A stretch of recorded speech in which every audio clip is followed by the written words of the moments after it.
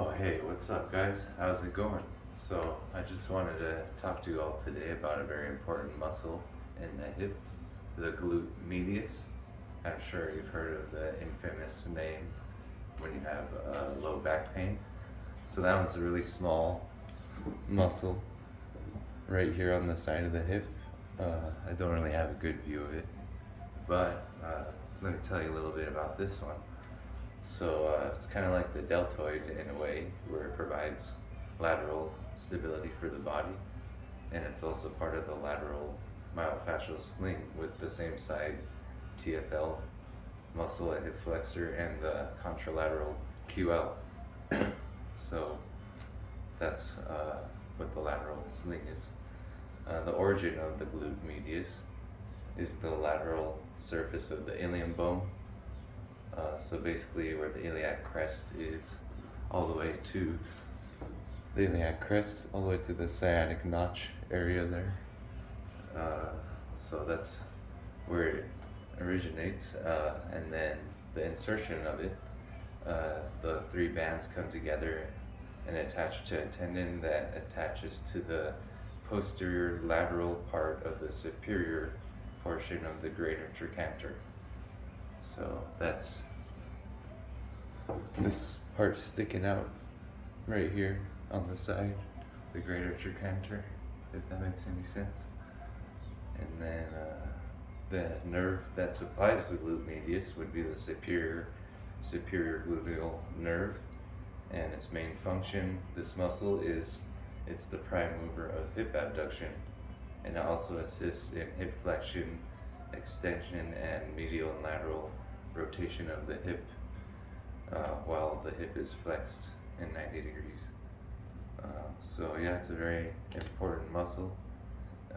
The main things that would inhibit this muscle are if you have poor body mechanics, or incorrect sleeping position, or if you like to sit cross-legged for long periods of time, and also if you have tight adductors, those can reciprocally inhibit the glute medius. So it's also related to an iliotibial band syndrome, patellofemoral pain syndrome, ACL, and other knee injuries and ankle injuries. So here's a quick tip and a really fast way to release the glute medius muscle on your own. All it takes is about 30 seconds on each side, and you need just a ball or tennis ball, something that wouldn't poke you too hard. It doesn't have to be a ball, but what you want to do is you're going to take the ball, you're going to put it right on the side of your hip, where the part of the bone that sticks out on the side here, you're going to find it with your finger. So go ahead and feel the bone on the side of the hip there, then go about 1 or 2 finger spaces in towards the butt, and then you're going to place the ball in that area there and go up to a wall. Then what you're going to do is lean into the wall like that, put all your weight into the ball like this.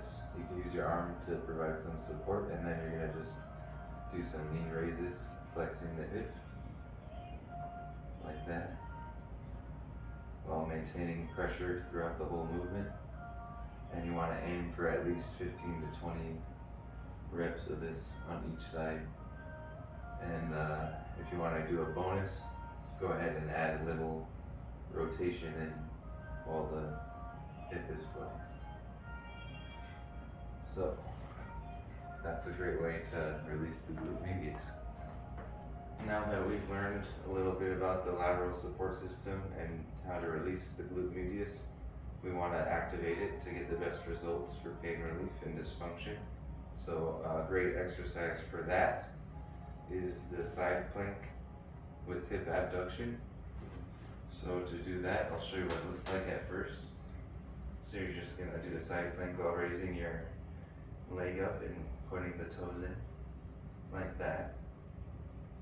So what you're going to do is start with your elbow underneath your shoulder, your bottom leg is straight, then you're going to lift your hips up and then lift the leg up while pointing the toes. So try not to wobble, and you should feel the glute medius activating there on the top of the hip.